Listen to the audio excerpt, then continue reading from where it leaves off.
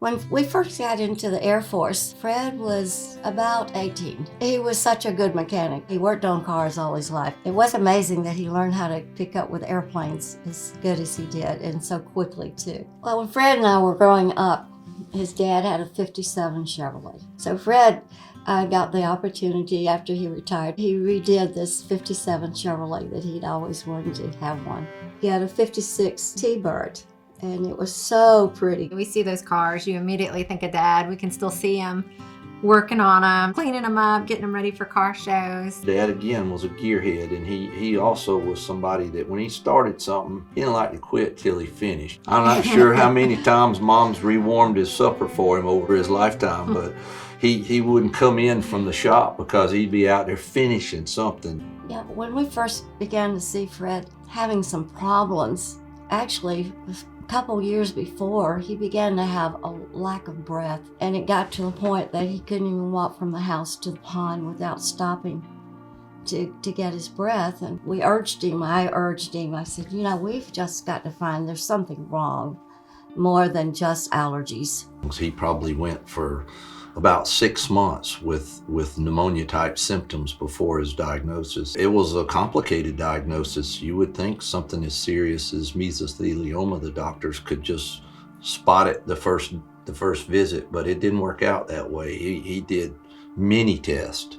That led me to thinking about a lot of the things that even I've been exposed to, and I knew Dad was exposed to. It was a little bit scary learning about asbestos and mesothelioma because handyman types, a lot of us have had some exposures to asbestos. You know, working on things like he did over the years, he came in contact with asbestos through working with brake pads with automobiles, insulating materials for cars, houses, and of course when he was in the Air Force, he was exposed to asbestos with a lot of the things that he worked with every day for 4 years in the Air Force as a B-52 jet engine mechanic. We filed a mesothelioma lawsuit because not knowing what we were going to be facing in the future and knowing that the expense that lies ahead with treatment and the loss of our dad, he was entitled to something. We were concerned that we would need money to get through the financial repercussions of the disease.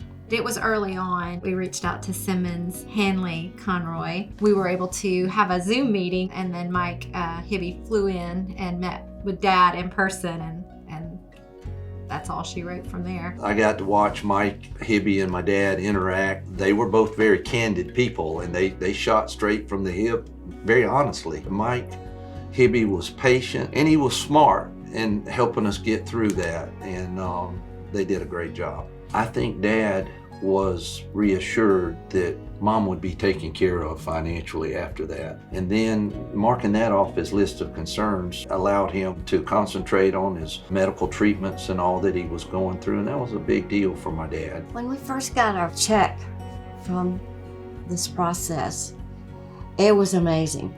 I had no idea that we would even get anything. But it was also a blessing that we were able to get some money from this process. And I think it made Daddy really happy too. One day in the hospital, he said, you know, now we have money to do something and I'm not able to do it. And that made me sad. But whatever we got, I want to use it not only for our family, but for God's work too. I would really be glad to recommend the Simmons, Hanley, Conroy group of lawyers. They were someone we could relate to.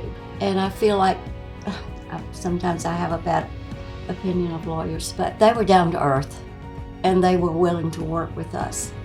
And they were always there when we needed them. And even when we didn't know we needed them, they were there. And we appreciate that so much.